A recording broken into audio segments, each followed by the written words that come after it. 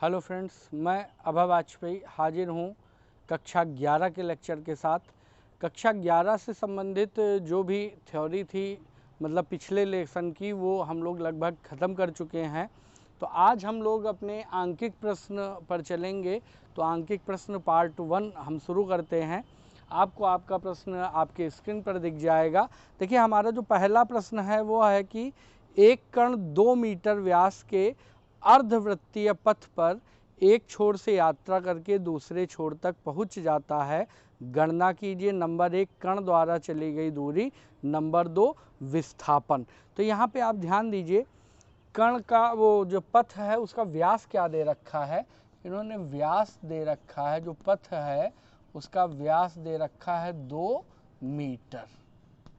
ठीक। अब इन्होंने कहा क्या है कि अर्धवृत्त है, तो अर्धवृत्त होगा तो जाहिर सी बात है कुछ इस प्रकार से होगा। और अर्धवृत्त का व्यास दे रखा है, ये व्यास दे रखा है आपका 1 मीटर कह लीजिए, या इसे आप 100 सेंटीमीटर भी कह सकते हैं। तो ये बिंदु ए है और ये बिंदु बी है। तो अब इसने दो बातें पूछी। एक तो पूछा विस्थापन। आपको मालूम विस्थापन मतलब प्रथम बिंदु और अंतिम बिंदु के बीच की दूरी, मतलब विस्थापन हमें देगा ये लाइन। ये जो लाइन है ये हमें विस्थापन प्रदान करेगी।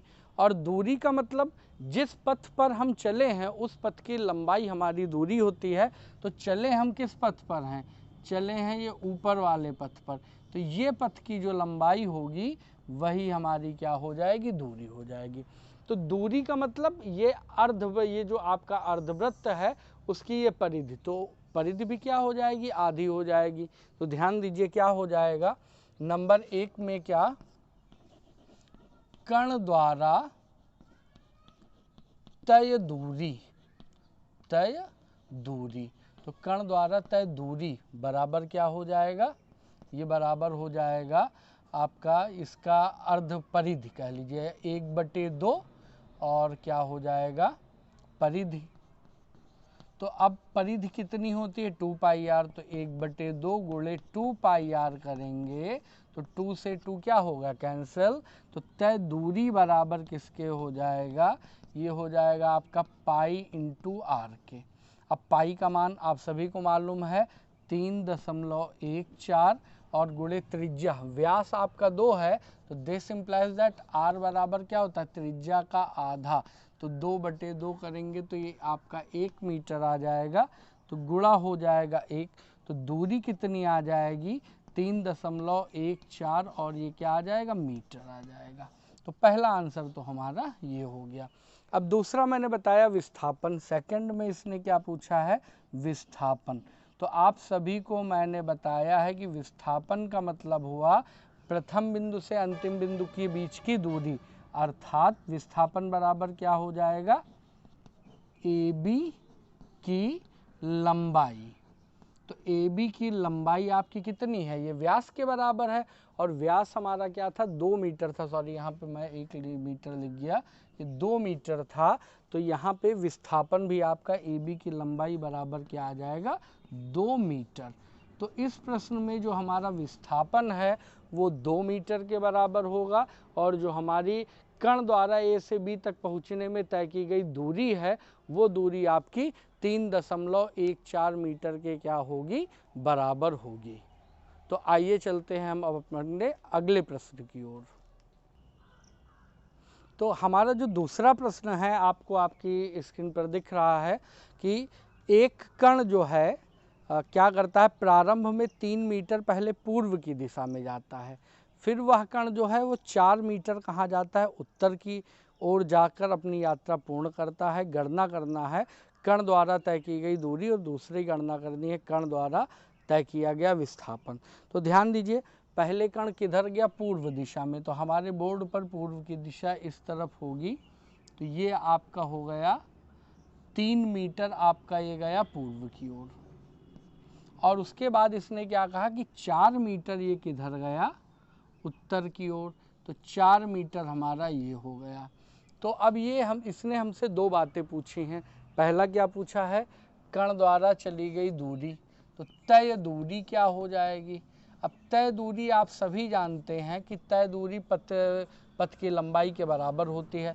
तो अगर इसे ए मान लें, ये बी मान लें, ये क्या मान लिया जाए, सी, तो यहाँ पे जो आपका ये ए सी है, ये ए सी हमारा विस्थापन हो जाएगा और ये प्लस ये जोड़ देंगे तो ये हमारी दूरी हो जाएगी। तो तय दूरी किसके बराबर होगी, ए बी प्लस किसके हो जाएगा, बी सी।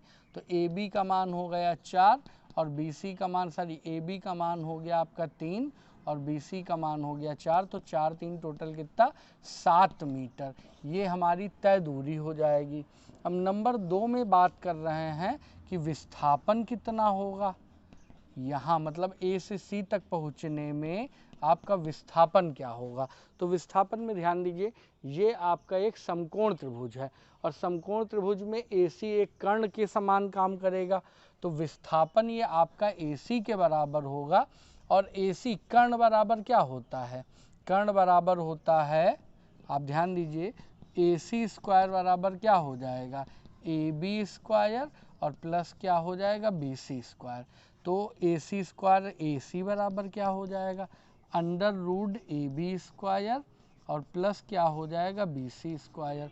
तो यहाँ पे आपका क्या हो जाएगा, AB का मान हो जाएगा 3 का स्क्वायर 9, BC का मान क्या हो जाएगा, 4 का स्क्वायर 16 और 16 9 ये हो जाना है 25 और 25 का अंडर रूट लेंगे तो हमें क्या मिल जाएगा, 5 मीटर। तो हमारा जो विस्थापन होगा वो विस्थापन आपका आ जाएगा 5 मीटर और हमारे द्वारा जो तय दूरी है वो तय दूरी हो जाएगी 7 मीटर। तो इस प्रकार से हमारा दूसरा प्रश्न भी क्या होता है, कंप्लीट होता है। आइए चलते हैं अपने अगले प्रश्न की ओर।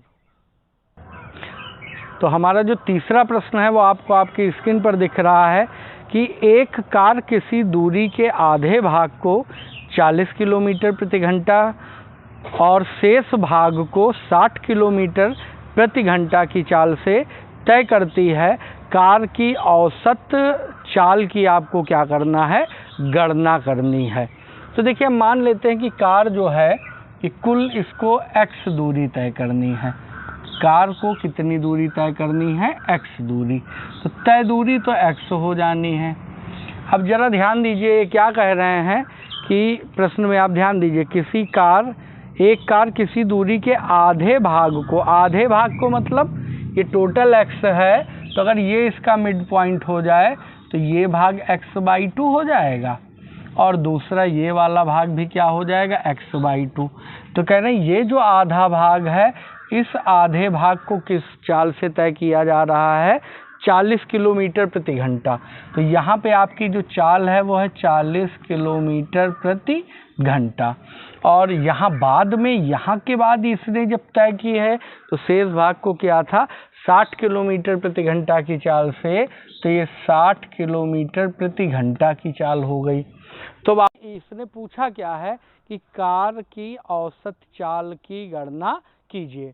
तो औसत चाल बराबर क्या होता है, कुल दूरी बटे कुल समय। तो यहाँ पे कुल दूरी तो हमें मालूम है मगर समय नहीं मालूम है। तो हम मान लेते हैं कि पहले भाग को तय करने में इसे t1 समय लगेगा और ये दूसरा भाग है, इस दूसरे भाग को समय तय करने में कितना समय लगेगा, t2। तो हमें करना क्या है कि t2 और t1 का मान निकालना है। तो यहाँ पे क्या करेंगे, माना कुल दूरी बराबर, माना कुल दूरी बराबर x।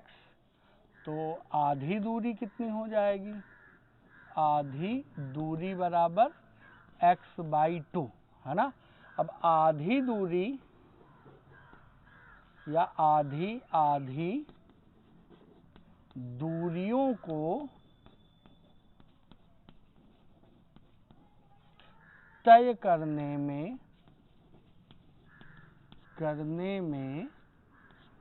लगा समय,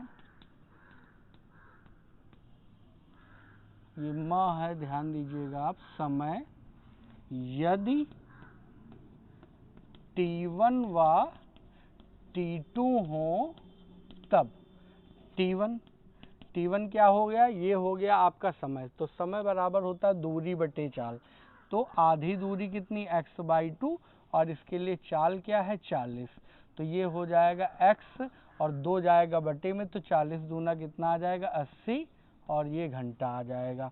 और इसी प्रकार t2 बराबर क्या हो जाएगा, दूरी तो x/2 और चाल कितनी है 60, दूरी बटे समय, तो ये आपका हो जाएगा x/60 दूना हो जाना है 120 और ये भी क्या हो गया, घंटा हो गया। तो यहाँ पे आप ध्यान दीजिए कुल समय कितना हो जाएगा, तो कुल समय t1 और t2 का क्या हो जाएगा, योगफल। तो कुल समय बराबर हो जाएगा t1 प्लस t2। तो t1 का मान हो गया x/80 और t2 का मान हो जाएगा x/120। अब इन दोनों का लासा लेके अगर सॉल्व कर दें तो 240 आ जाएगा। तो 8 त्रिक 24, 3 का गुणा x में करेंगे 3x, 12 दूना 24, ये हो जाएगा 2x। तो टोटल 3 और 2 मिलके कितना हो जाएगा, 5x बटे में हो जाएगा 240। तो ये हमारा आ गया कुल समय। अब जरा ध्यान दीजिए, हमें ज्ञात क्या करना था, प्रश्न में आप देख सकते हैं औसत चाल। तो औसत चाल क्या हो जाएगी, औसत चाल। तो औसत चाल बराबर होता है कुल दूरी और बटे में क्या हो जाएगा आपका, कुल समय। तो आप ध्यान दीजिए कुल दूरी हमारी x थी और कुल समय हमारा आया है 5x बटे में कितना, 240। तो x से x कट जाएगा, 240 जाएगा ऊपर, तो ये आपका क्या हो जाएगा, 240 बटे में आ जाएगा 5 से काटेंगे तो 5 चौको 20 और 4 24 हो जाएगा और 5 8 कितना हो जाएगा, 40। तो ये 48 मीटर पर सेकंड, ये हमारी क्या आ जाएगी, औसत चाल आ जाएगी और यही हमारा क्या हो जाएगा, आंसर हो जाएगा। तो आज के लिए इतना ही और जल्द ही हाजिर होंगे अपने नेक्स्ट वीडियो के साथ में नए प्रश्नों के साथ। तो आप इन्हें नोट कर लीजिएगा, कोई दिक्कत हो तो कमेंट सेक्शन में कमेंट करके आप पूछ सकते हैं। तो अगले दिन मिलेंगे, तब तक के लिए धन्यवाद।